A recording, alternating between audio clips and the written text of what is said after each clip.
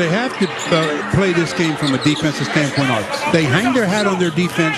They have to really get after it defensively to create more offense. They can't go against a five-man defense in the half court.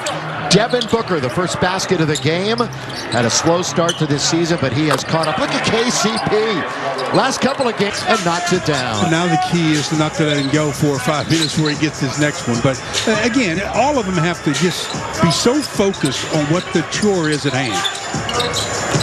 Now playing a little defense as Booker once again will hang into the air. The runner is good. Jump shot, and here is the point guard, CP3. Chris Paul still getting it done after all these years.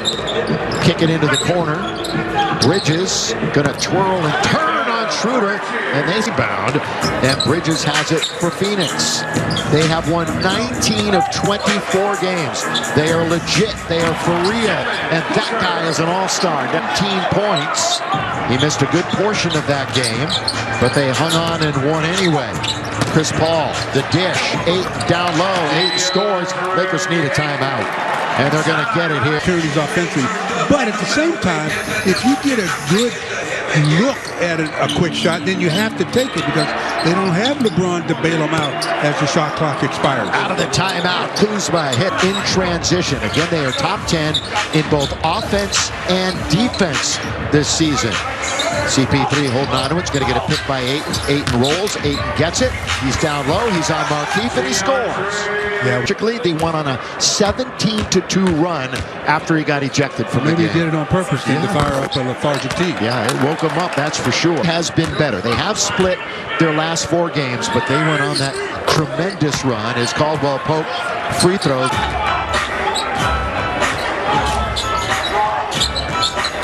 And they're keeping Ayton in that pick and roll scenario. Jay Crowder, Lakers saw him in the finals, member of the Miami Heat.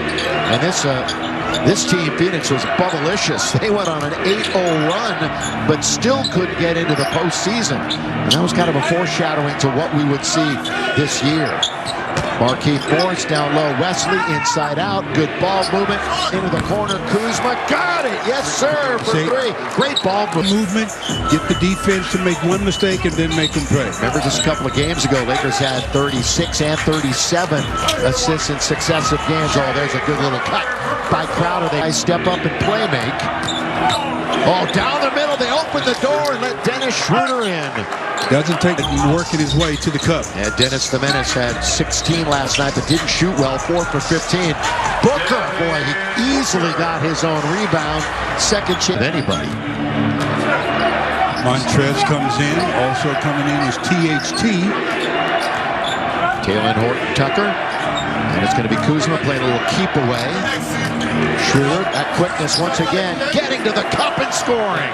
Like I said, it doesn't take much of an opening air ball. All right, so the Lakers have settled in after falling down 10-2 to start this game. We're past the halfway mark of quarter number 1. These two teams a game and a half up on 4th, 2.5 up on both Denver and Portland, who are occupying the 5th spot in the West. THT fallback is pretty. See the control to knock down the shot. Horton-Tucker has been an absolute sponge. All the info that's been brought to them by the veterans. Chris Paul, 35 years. Effective offensively. Yeah, he scored at least 17 over the last 3. He knocked down 20 in their last game that earned them a split in the mini-series over Minnesota. How about that first game against Minnesota when the Ant-Man and Karl-Anthony Towns combined for what, Stu? 83. You got 2 guys going for 83. You got a problem. 83. And they upset Phoenix in that game. Lob underneath and the throwdown. All too easy for DeAndre Ayton.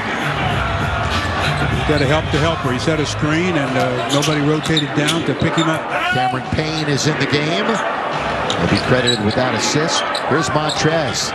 He went crazy the tail end of the game after LeBron was out. That one's going to come up short. Like one of his patented shots, he shoots that little floater there. And Montrez was 8 for 8 at 16 in the 4th quarter. A valiant comeback for the Lakers fell short.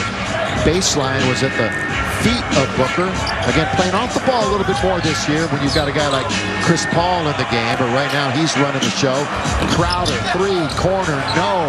And without leaving his feet, Harrell gets it to Kuzma. He's going to attack. 1-2, backhand, no. Caruso with the follow. Yeah, won't count. The foul was on Kuzma's shot, Yep. so it'll be Kuz probably going to the line to shoot two. But that's what the Lakers have to do. Get out and get some early offense in transition. Defensively, they have to make sure they're on the same page with that screen and roll. Nobody there to pick up Ayton, and an easy deuce.